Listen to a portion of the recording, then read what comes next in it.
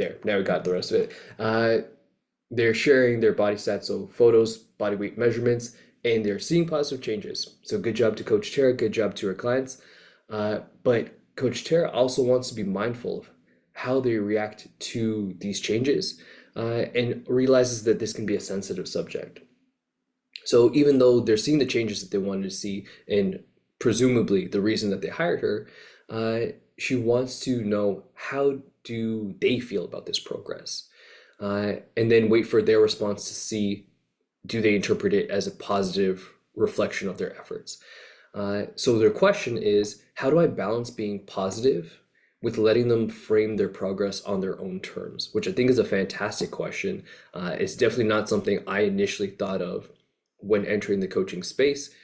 Uh, as most coaches will often assume, you hired me for body transformation, body is transforming, I'm doing good, you're doing good, let's celebrate. But there may be a little bit more nuance to this conversation. So coaches here, I'm curious to know, are there any things that you would offer as feedback to Coach Tara? Anything that you keep in mind when offering feedback on client progress?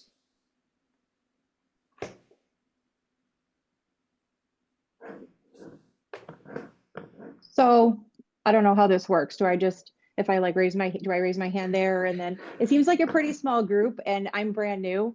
But I actually saw that Facebook post and my Mhm. initial thought was, so I have kids. I don't know if anyone here is a parent, but I have kids and I don't know if someone had told me one time or if it was something I read. But I remember hearing like, don't just always say, good job. That's great, things like that, kind of see how they feel about it by saying, did you find that difficult? Let's say there was a test and they got 100, instead of being like, that's awesome, great job, which is also reaffirming and positive. But you could say things like, how difficult was that for you? Do you think you could do it again? How much work did you put into this, XYZ, whatever, things like that. So I'm not a coach. I haven't been a coach. I'm brand new, but that was the first thing that came to my head when I saw that Facebook post. Was kind of like almost like a parenting thing for me. Uh, well, Sean, I mean, you might not be a coach yet, but you have some strong coaching instincts. So I think you're definitely on the right track there. Nate, what do you have? I was going to say the same thing to Shauna. Whether or not you have the title, you're already doing it. So, but I was going to say, very similar to what she said. If I know that the client and I only have a few, but if I know that the client is focusing on body composition goals and that kind of thing, I will, let them know, hey, I see that you're seeing some changes, that kind of thing. Or on the call, she tells me about her changes. I see that you're seeing some of these changes. How do you feel about them? She'll let me know. So it's sort of a self-validation thing. But then at the same time, I'll follow that up with a question, kind of like what Shauna was talking about, like what behaviors this past week or these past couple of weeks do you think really led to the changes that you're seeing or something like that? That's how I typically go about it. Fantastic. That is exactly what my response was as well. So, uh, from Shauna, in terms of kind of leaning on some of those parenting instincts, I think that is maybe coaching is borrowing a little bit from developmental psychology or behavioral psychology here, in terms of how do we get folks to connect their effort to their outcomes. So in PN coaching, we often say behaviors over outcomes. This is an opportunity for us to not only celebrate with our client, but to go that next level deeper that really helps them to connect to, hey, I celebrate the outcome, but it's really this behavior that we're cultivating that we want to have that positive association with, so that we can get more of that behavior and lead to other positive behaviors as well.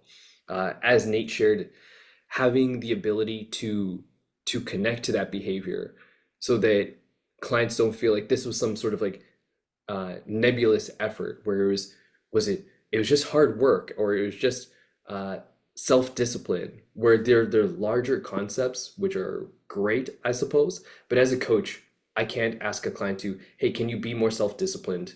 Can you believe in yourself more? Can you like do these things that just don't have a tangible outcome attached to them? Whereas Nate clearly draws the line between, here's the outcome that we saw, what specific behaviors led to that? So were you putting in more effort on your workouts? Were you improving your step count? Were you making more time for meal prep? Seeing how those things are connecting to that specific outcome, that is something that we can also tie in during that conversation. I also think like it's also important from the perspective of, let's say someone did work really, really hard 1 week or whatever period of time. And you know, instead of doing 80-20, it was like 100-100. They were really Mhm. killing it every single day.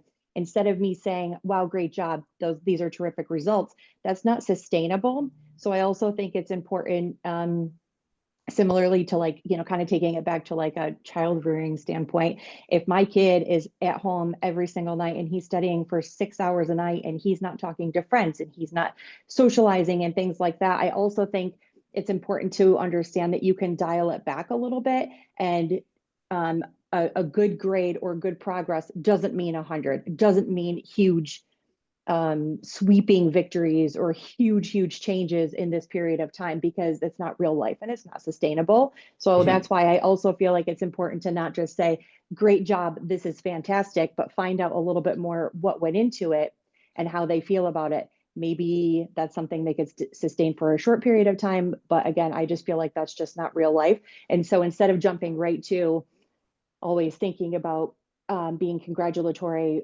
finding out a little bit more about it and what led up to it, things like that. I think it 100%. could kind of go both ways. Yes, so creating appropriate context around the conversation of yes, there's the possibility to affirm and to celebrate, but going that level deeper that both Shauna and Nate pointed out to. Uh, and then one of the things that Tara actually included in their conversation as well was allowing the client to kind of frame the discussion. So Tara, Shauna, sorry, you pointed out uh, in the context of like an example of being a parent, having a kid who studied super hard, all of those things, uh, maybe we're putting a little bit of our own lens onto this conversation. So maybe your kid is like, study 6 hours, that's light work for me. That's easy money. 100%, anything less on this would have been like not a win for me. So when we come in with kind of our own expectations or our own ideas regarding their progress or their outcomes, and then we just celebrate those things, we close off part of the conversation that can be very illuminating for us as coaches, which is understanding the context in which this thing happened for the client. And then what do they think about it? It was like, yeah, was that like the hardest effort you've ever done and it feels really unsustainable? It's like, cool, let's talk about what dialing this back into a more appropriate space might look like. Were there changes in your environment or in your kind of just like your life over the last little period of time that allowed for this behavior? Let's get curious about those things as well. These are all really valuable areas of the conversation that we can hone in on. Uh, they go deeper than just kind of celebrating the outcome. And then allowing them to frame it so that we know what is appropriate for their context. So not so much relevant to Coach Jeremy or Coach Nate or Coach Shauna. It is much more so, what does the client think about their effort? I also wanted to share an example of something I experienced earlier in my coaching career that really highlighted this conversation for me, which was kind of the opposite of the approach that we're discussing here and what Coach Taro is sharing, in that uh, a client had come into a gym. So I'm working in a smaller boutique facility, several trainers, we're all interacting with the clients. And during one of the morning sessions, a client comes in, they'd been really consistent, they'd been working quite hard, they're seeing progress on several fronts. Uh, and one of the coaches comes up and says, "Hey, you're looking great today. Your work really looks like it's paying off." And they focused their compliment very much on the physical outcomes of the work that the person was doing. Uh, and immediately I saw the person's face drop, which is not the reaction you would expect when getting a compliment. Uh, and later, I was working with that person, and their energy was like a little bit different. And through our conversation, I understood that they did not feel like they were making physical progress. So someone kind of taking the a proactive stance in trying to compliment someone and make them intentionally feel good about themselves wasn't received the way that the coach had intended, and actually had a negative effect on that person's training session. where instead of asking them, hey, you've been coming in really recently, you've been working hard, and showing them the objective progress of your barbell hip thrust weight has gone up, you reduced your time on that sled push, things that are objectively true. They went with some subjective feedback that didn't align with the client expectations, and it kind of blew up. Not in their face because they walked away, they didn't have to deal with it, but it blew up for the client. So Coach Tara bring that conversation about how do I let my client frame the discussion about, and then the discussion we had here about certainly you can celebrate those things if they're appropriate to the client and if they agree that those are things that feel worth celebrating. But then we can also go several layers below in terms of connecting specific behaviors to those outcomes, in terms of asking about what allowed those behaviors to flourish during that most recent time period, and then how can we maintain those behaviors and build on those behaviors. Those are all excellent questions that give the control back to the client and let them frame the discussion a little bit more so we can ensure that we're celebrating the things that are relevant to them. So thank you, Coach Tara, for bringing that one up. It is something that I think is not an intuitive part of coaching, but once you realize how to use it, can be really useful for not only highlighting those bright spots with your client, but also giving you next steps to take with that client as well, which is often a place where when my client is rolling along and everything is going well, coaches can sometimes feel uncomfortable about what else do I tell them to do? I have to give them something, right? And it's not always the case, but this will at least give you insight into that conversation if something else needs to change. Before we move on, coaches, any other feedback here that we want to share on this topic? I was just going to say that Shauna gave me an idea for a follow-up question to my what behaviors helped you see the changes, and the follow-up question to me that would be a good one would be, um, is this something that you can keep doing? Do you feel like this is Mhm. sustainable? Because again, if I don't know, it's a bad example, but if they went on some kind of crash diet and it caused a bunch of body comp changes in a couple of weeks or something like that, that's obviously not sustainable. It might have gotten them the outcome that they seek, but not necessarily something that is they can do long term, or from an objective standpoint that you would even want them to do long term. So a good follow-up question might be, is this something that you can keep doing? Or on a scale of 1 to 10, how sustainable do you feel this is, or something like that? 100%. Louisa, I saw that you unmuted. Was there something you wanted to add?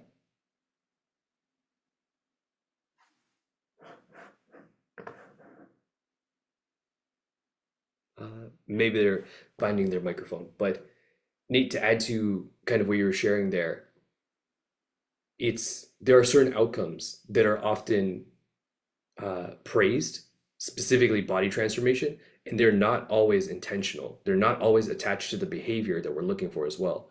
Uh, you mentioned kind of like a crash diet, something that is normally done with intent but unsustainable. Another one that is super common in this space is uh, was your client in a caloric deficit because they were sick? Were they in a caloric deficit because they experienced some trauma, because they were grieving?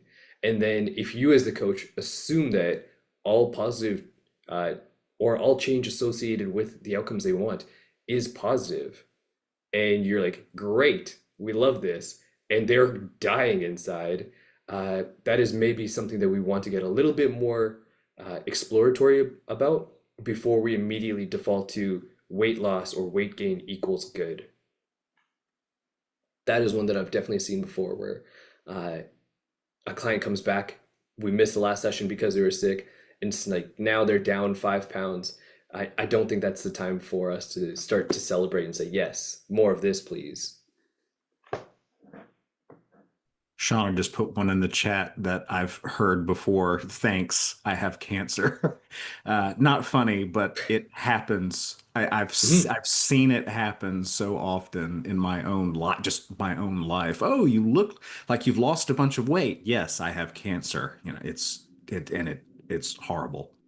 Yeah, I've seen the opposite also, where a client was very successful and people were like, we haven't seen you in a long time. You dropped a lot of weight. are you terminally ill? Uh, so yeah, making assumptions on both ends, probably something that we want to avoid.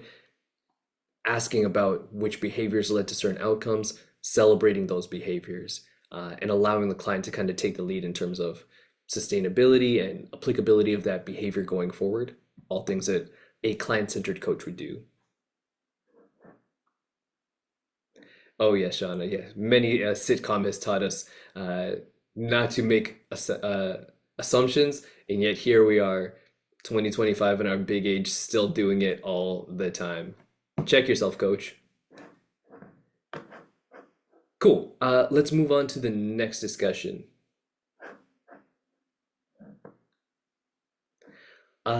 Natalia, are you able to join us on camera? We would love to follow this discussion and get some more feedback from you. Hi, this is my first meeting. Right now, I can't put the camera on because I'm still getting ready, All but good. I'm still in the process of becoming a nutrition coach. And I had this like happen to a friend. She asked me to help her like reach some of her goals, and I just started. I'm new in this, but she got injured and she was like super motivated and reaching like a lot of her goals, and then she got a back problem, and so she hasn't been able to perform like in the same level. So it can be very frustrating, and I don't want her to get unmotivated, so I don't know what to do. That is a good question. Uh, Coaches, I see Nate already popped some feedback into the chat box for you, Natalia. Nate, do you want to unmute and share some more insight as well? Sure. I have another meeting, so I'll make this quick and then I have to hop off, unfortunately. No Um, worries. yeah, I have a client, one of my clients that I've been working with for a while, has been working very diligently on some behavior change things around her physical fitness and stress management and that sort of thing. And she's been walking a ton and just, I mean, really, really engaging in behaviors that she's really happy with. And she messaged me um, last week, like 45 minutes before our call, to let me know that she was in the hospital. She had tripped over something and she thinks that she broke her leg, was in the doctor and was at the hospital, and they did an x-ray and it turns out she fractured her tibia. And so she is immobile. She's, you cannot walk for I think 6 weeks. So it's five more weeks now. Mhm. And so she's really, really frustrated about this, really disheartened about this. And so part of me, or part of my role, is now just making sure that she has support around her that she needs, kind of almost being like a case manager for her, making sure that she's able to get to her doctor's appointments, make sure that she's got people that are helping with her son. She's a single mom, that kind of thing. And so that's part of it, but the other part of it is trying to help her focus on, her movement is currently out of her control.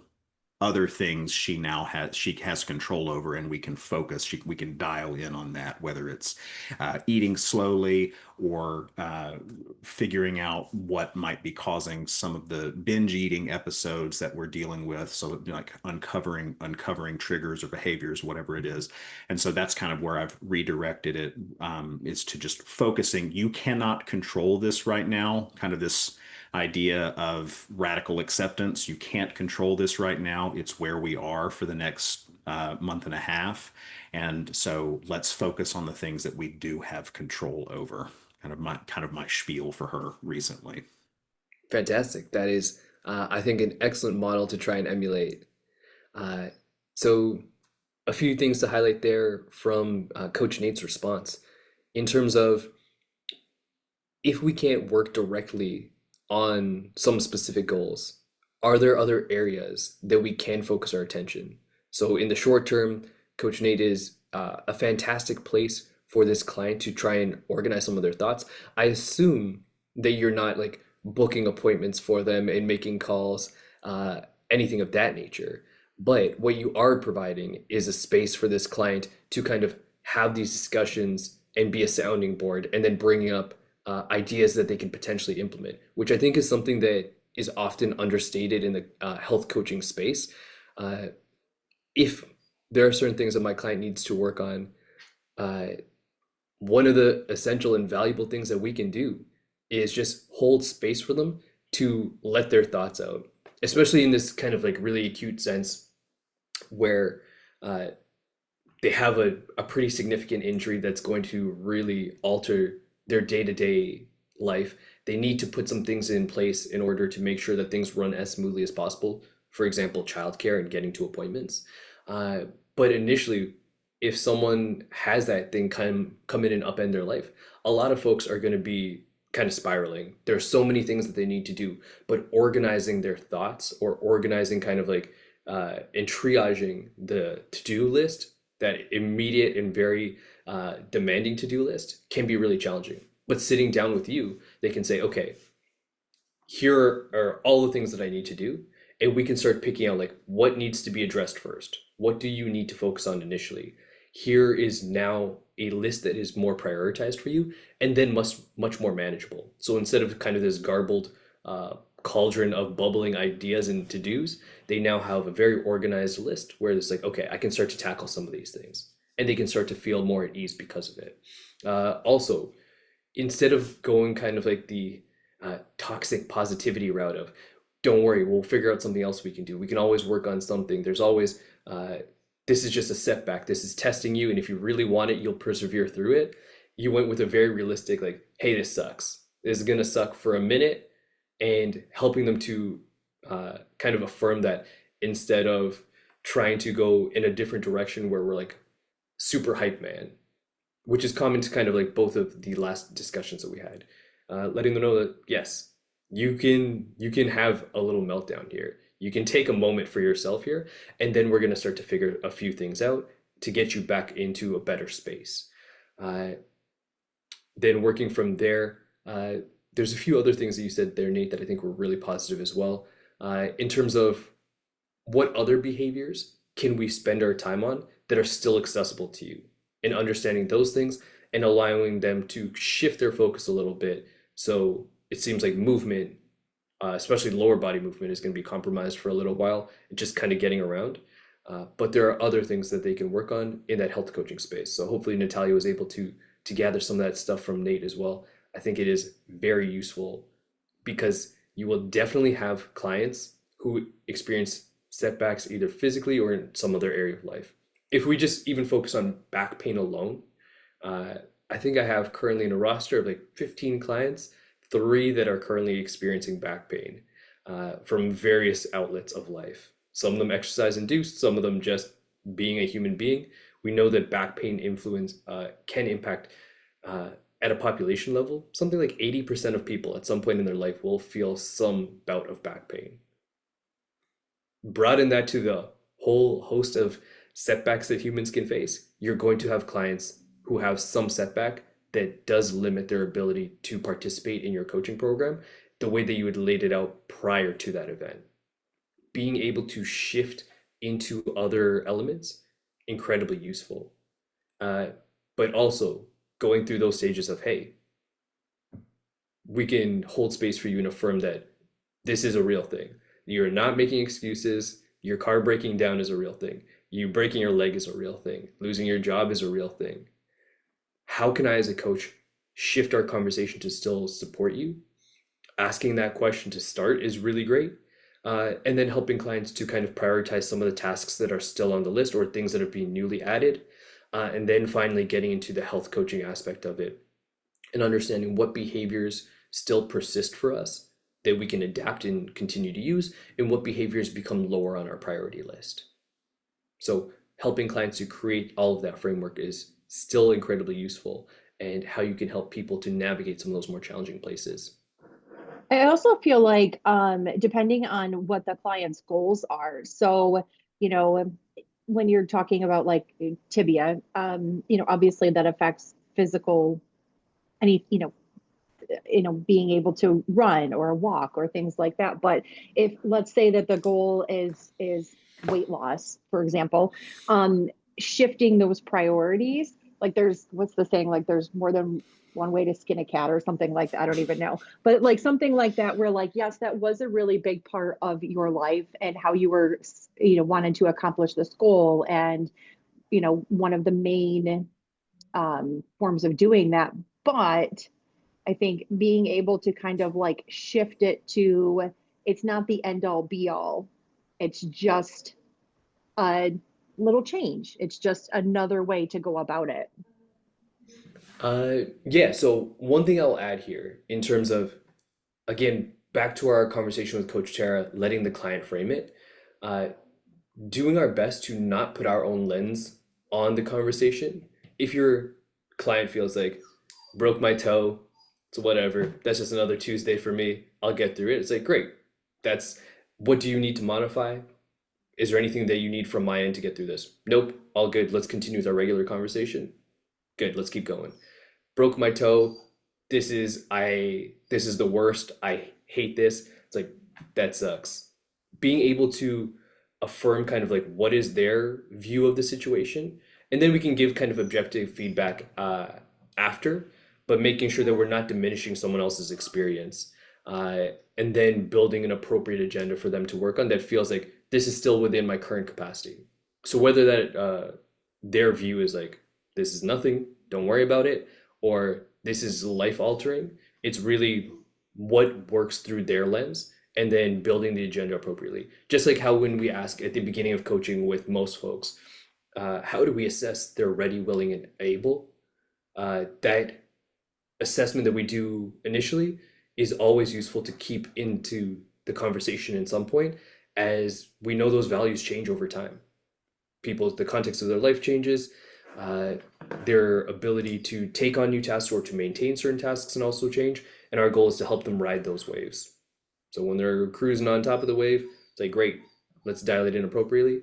And then when they need a little bit more support or they need a dial down approach, we're able to provide that as well.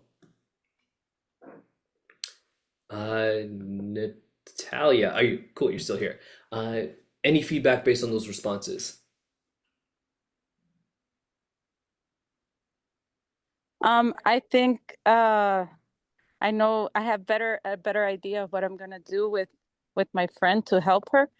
And I think the part of having them be like mobilizing or active or not like staying all like alone, I think it's very important like to be with them, like that they don't feel lonely.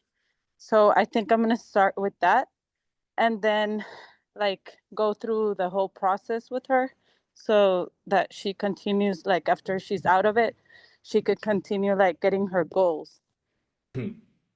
Sounds like a good plan. Feel free to come back and give us an update. Let us know how things are progressing with you and your new client. Okay, great. Thank you. Thank you. Uh, cool. Let's move on to this next conversation. Links are really evading me these days. I want to say that Facebook changed something. I have no proof that that actually happened, but they're a convenient scapegoat. I'm going to pop it in the chat box, but I'll also share an update in case you are unable to access the link. So this one comes from Coach Priscilla Baez, and Coach Priscilla is looking for some guidance on working with males who are 50 plus, who, in their estimation, they can go all day without eating because they don't think about food or basically don't get hungry. Coach Priscilla's impression is that they grew up in an environment where women always had control of their food, and they're used to eating only when someone put food in front of them. So these clients are, again, they're working on body composition. So Coach Priscilla feels like it's important to help them sync their hunger cues as a top priority. So syncing their hunger cues with their eating behaviors. Uh, what would their question is, what do you recommend that they suggest working on with these clients in this situation? Should I omit uh, kind of hunger and fullness cues for the time being and just focus on things that are a little more simplistic, aka things like increasing your protein, since they also don't make all the food choices in their households? Coaches, what are your thoughts?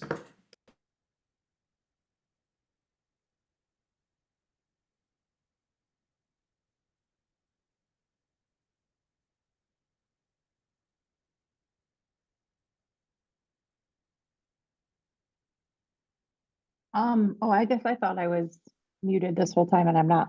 Okay. Since no one else is going, I would say it sounds as if maybe the question needs to be asked around that. Um, instead of maybe kind of thinking that it's due to one reason or another. Um, Mhm. that would be what I would say is, what was it actually asked the reason, or is it just, due to their, like, I'll tell you, my daughter just started a new job Mhm. and she's 19, she'll be 20 next month and or in December, and she's doing HVAC. So she's working with predominantly, I mean, literally like These are her people, 90 basically. 99% men or, she's working with. And she, every day she packs her chopstick and her protein bar and her hard boiled eggs and things like Mhm. that. And she said she can't eat her chopstick in the work van. And I said, why? And she said, because it smells.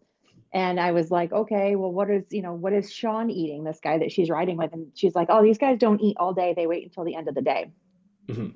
So I think that like some people are just able to do that because maybe they have a hands-on job that they don't, maybe they eat a big breakfast, maybe they have a hands-on job. They don't feel hungry, even if they're, trying to be more mindful of paying attention to whether or not they're getting those hunger cues.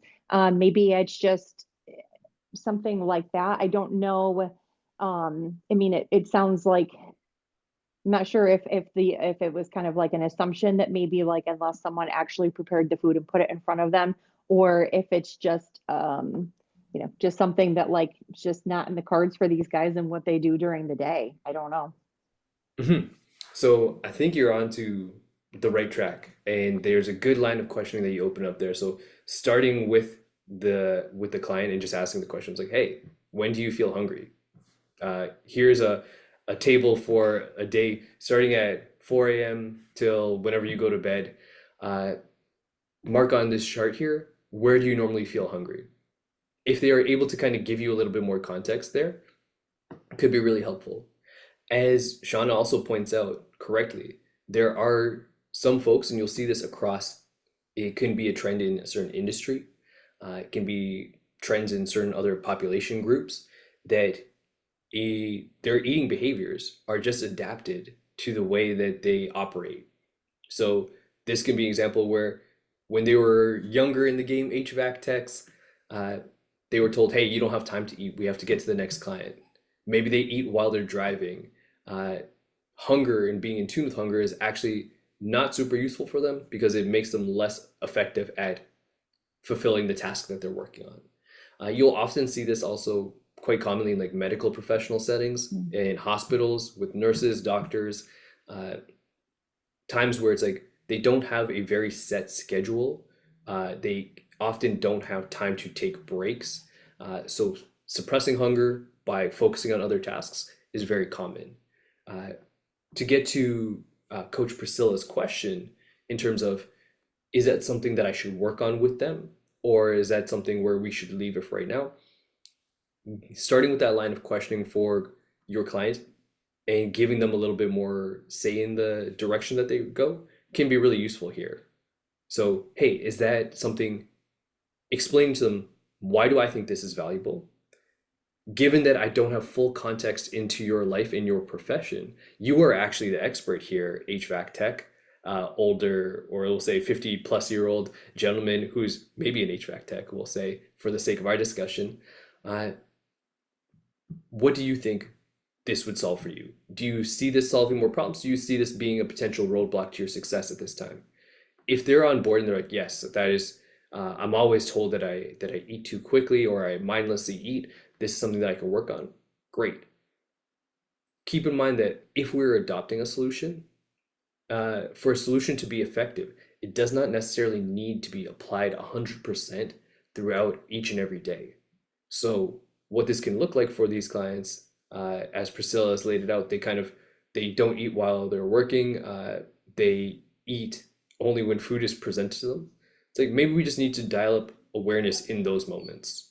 That is something that might be more helpful for them. So they practice, instead of 3+ times per day, they practice once a day. Instead of practicing Monday through Friday, maybe they try and work on it more through weekends. What is a way that we can work on this practice and make it relevant for them without it feeling too onerous on their current life and the demands that they have? So that is certainly one pathway that we can take it.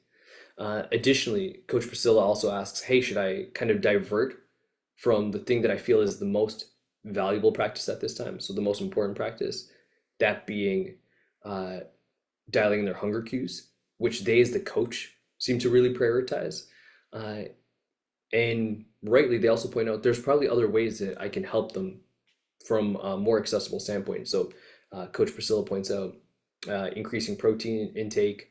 Uh, there may be other things there as well, given the history that they've collected from their client. And yeah, that is certainly an appropriate way to proceed. So starting with things that are more low-hanging fruit that may not be the most impactful upfront, but they can add to small incremental changes that help you not only help your client build certain skills and practices, but also helps you build your relationship and buy-in from those clients. And then maybe they'll be ready to take the bigger swing at the next juncture when you're ready for more to add more practices to their game. Just checking this chat box here. So Steve, you had a message. Were you able to unmute?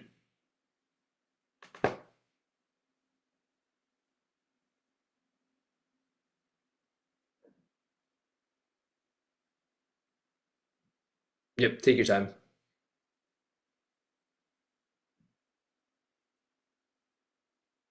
Hello, sorry about that. No worries. Can You might you want hear to me now? turn your camera around. Oh, okay, sorry. There we I'm go. muted. Okay. Yeah, so I just had some general questions. You had answered, I appreciate you had answered questions I had about social media because I want to start creating a following. I'm still early in the process.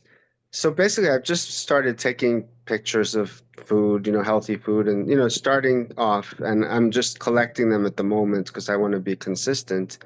Also doing some videos, just and yeah, and I also started to talk, and do like talk about what I'm learning in, being a client-centered coach and whatnot, and just taking like 30 to 45 seconds to do that. And I showed it to a couple people, and they were saying I look too stiff and I'm not really engaging. And, for social media, you need to build a following. You have to be like really with your hands. And yes, and I'm learning this and that. It's not exactly my personality, but I mean, I could be that way. I don't know. I'm a little bit shy or just, um, I don't know, or just starting. Do I need to wait until I get them really polished, before I start posting is what I'm saying. Because right now I think it's just I'm nervous and just not really sure who my audience is and just go, it's all new to me basically. So, um, does it make sense to just wait and, just keep trying and then get something that's really engaging? And then I have to be focusing on doing that. I'm thinking it's just going to take time. But I also want to get out there too. So what's the balance as far as perfection and yeah, do you have any suggestions? Yeah, I have a couple of suggestions. Before I share my suggestions, I just want to see, open this up to the group of coaches who are here. Any feedback for Steve in terms of starting with your initial attempts to gather an audience on social media?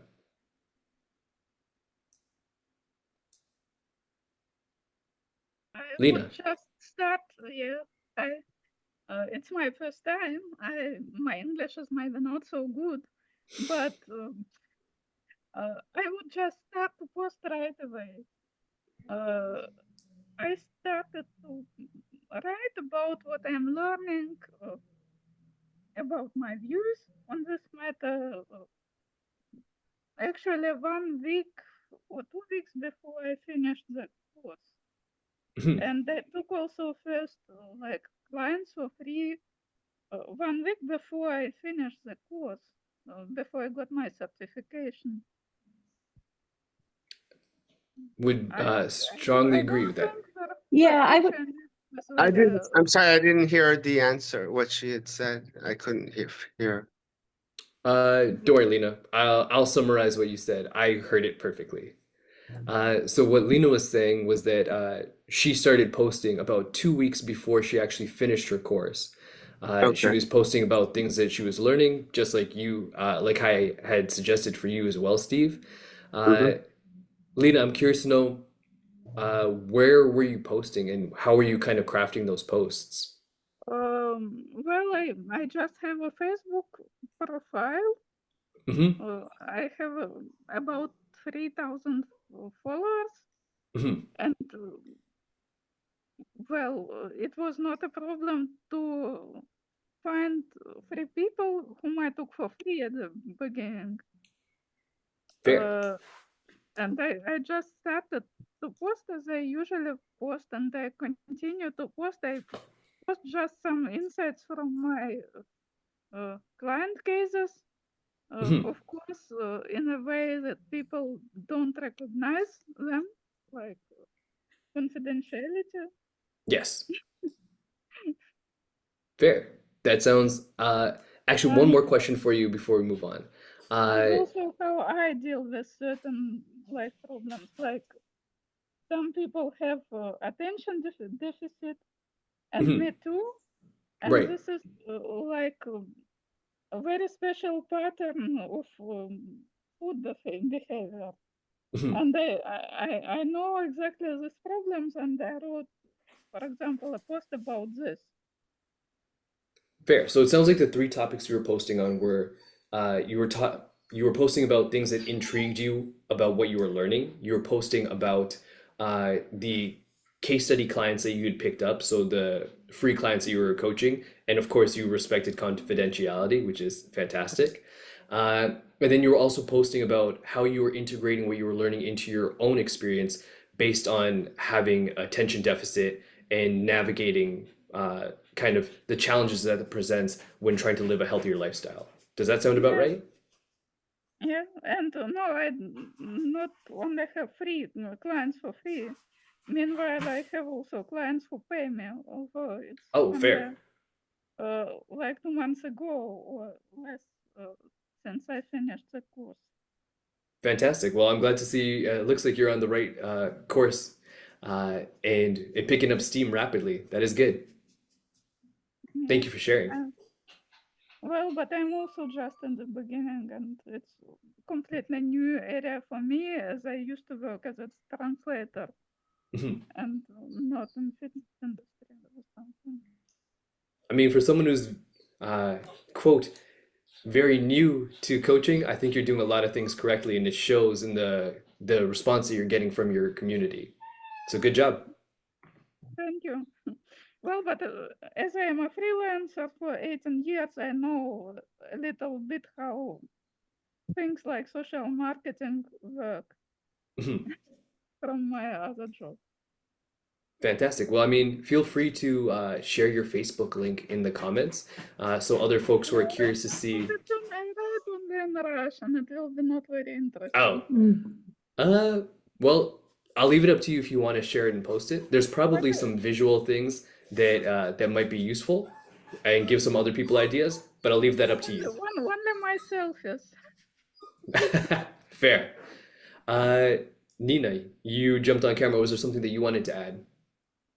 Uh, Sorry, my English. I'm from Brazil and I'm dietitian there. So I'm Mhm. here to have this certification, to understand how here in America they works. But I have some appointments online already, and I work with kids and specifically children athletes. And about Mhm. my page, my client is the mother of the children athlete. So Okay. what should I say to catch? Sorry, my English again, but I'm trying to improve. So what I should do? I should talk with my client, that is the mother, that Mhm. follow me and maybe schedule some appointment with me. So I try to bring some news. I try to talk about some supplements that is interesting for improving their performance.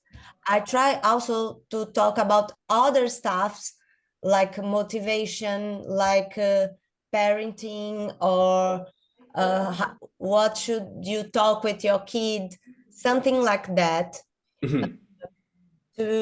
to have some connection with my client. Sometimes I go to supermarket and I show some products. So I say for this, for that. Is like that. Is trying to have some connection with Mhm. with them. Sometimes I bring some case. Another day I talked about a child that they were investigating ADHD, I think is that here. Mhm. Yes. And then I record some story on Instagram, and I said like they are trying to give some medicines, but during the conversation in the appointment, I discovered that the breakfast that this child was taking was cappuccino. So like how could this child sit and on the class and having some attention? So Mhm. I try to give them to have some connection with them, but sometimes I feel shame. Sometimes Mhm. I think that I'm not a blogger or something, Mhm. so I feel myself uncomfortable, but I'm trying to speak more, because I think is that is have the client and see that, and the best thing is that you attract the client that have a connection with you. For instance, Mhm. I love talking about clean products, something that I use in my house, some clean products that I use in my body, and like I have to give them some advices of healthy, because Mhm. that, and is that when they came to me, they know my line, they know my like my point of view, I think is that. Yes. And it is also better, because if the client have this connection with you, he will believe in you, and Mhm. then the results will be much better. I think is that the advice. Fantastic. There's definitely some things that we'll recap in a second, but Luisa, was there something you wanted to add to the conversation? Your microphone. Oh, oh, Okay, there you go. yes, thank you. Thank you so much. Nice to meet you. I don't have a clients yet, but right now I focus on a study and preparing myself to be ready of them. Mhm. So, but every day I practice what Arlene do, fitness and nutrition. I love this, both of them, fitness and nutrition. But in my social media, I usually share my workouts. Training is a big part of my life. I haven't started posting much about food yet. Mhm. Still, my results speak for themselves. You know, Mhm. when you your body looks very healthy, many people say, "Hey, what do you eat, or what is your practice or your exercise every day?" That is beauty of this journey. I am not only study precision nutrition and living it. This is important. This is the my challenge is step by step. This is Mhm. I still learning for precision nutrition. I still learning for my workouts every day, for the technical, for everything. But this is important to practice every day. You do every day for 5 minutes or for short time is the most important. It's the same for the food or for your exercise. It is the same. Fair. So Yeah. actually, I'll go one step further here for you, Luisa, and I want to bring it back to Steve because he brought this conversation forward. So Steve's initial question was, should I start posting now or wait until I improve my social media game over time? And just like Luisa shared with food, with exercise, your social media game will only improve when you practice. So if you're asking me the question of should I start posting now, the answer is yes.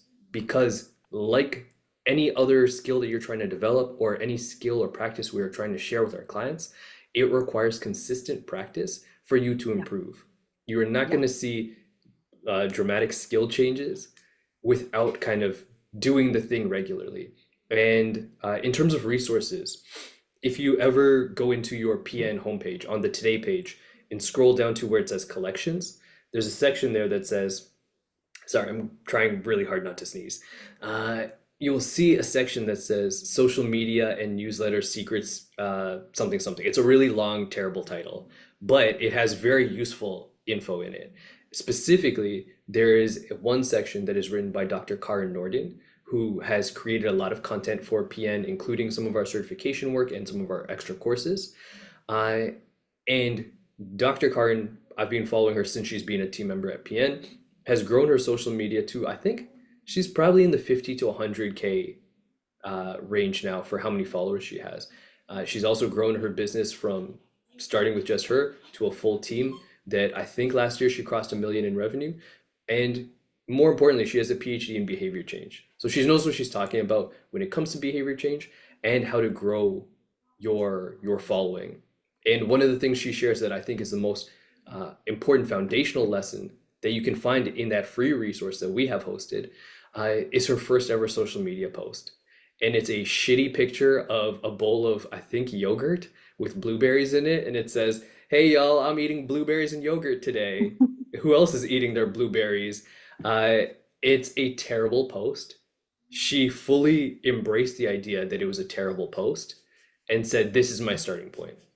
And then from there has continued to practice, to refine her messaging, to refine her ability to edit and do all those other things that make social media, that grow your following far more.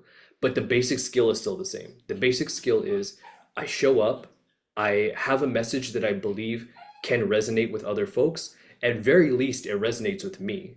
So if I was in your position right now, Steve, as I'm learning the PN kind of materials, anything that I find interesting that I think, oh, that would help me or someone else that I know, that's what I would post about. Okay. Trying to create what you do as a coach is you offer solutions to problems that you believe that people have. Your goal right now is starting to show that, hey, I am learning about these solutions, I'm applying these solutions to myself. Here's how I understand these problems. And if you similarly have these problems, or you can identify these problems for yourself as well, just like Nina mentioned, uh, working with mothers of young athletes, you need to be able to show that you understand their problems. And then from there, starting to demonstrate what those solutions look like and giving people insight into what it looks like to work with you and experience those solutions. If you have, if you practice on yourself, that's great. If you have clients that you are currently working with, either free or paid, sharing how they are utilizing those solutions and how you can very clearly articulate their problem. That's what we're looking for in a social media post. The visual aspect and the editing and all those things that help to attract attention, they're great, but they come later. Okay. Right now, the goal is getting used to sharing, but sharing specifically through the lens of here's what I'm learning, here's the problems I'm identifying, here's how I'm solving the problems. Okay. Yeah, that sounds good. So yeah, I'm not going to worry about what I look like or how engaging I am initially. I think that'll come over time. Just I want to focus on what I'm learning and share it with in my posts. And then over time, when I start getting clients, I mean, I'm just starting, so I don't have anybody at the moment. So, but yeah, I was just wondering. So I'm just going to go ahead and post something, even if it doesn't look, very like, hey, I'm Steve and I'm a nutrition coach certification program. I mean, it doesn't have to be flashy like that. It could just be more down to earth. I guess it just depends on my personality. Or, I mean, are people Yeah, going to they're going to say, oh, this guy is a loser because he's not like, so yeah. make it appealing to you for right now. Don't worry Okay. about imagery as much. Make it Okay. something that would appeal to you. Imagine that you are the client seeing this. How would this help you solve some problems? Okay. Okay. Make it Thank you very valuable much. before you make it flashy. Okay. Thank you so much. No Appreciate it. worries. Uh, cool. We're pretty much up on time for today. Any final comments or questions before we sign off? Cool. We'll leave it here. Yeah. Thank you, folks, for showing up, for helping to support your fellow members, asking questions, and then sharing feedback. The next one will probably be sometime next week. I think we actually moved from Tuesday to Wednesday, but you can jump in with Coach Kate and hopefully get some good discussion going then as well. Thank you. Thank you all. Take Bye. care. Thank Bye. you. Have a Bye. nice one.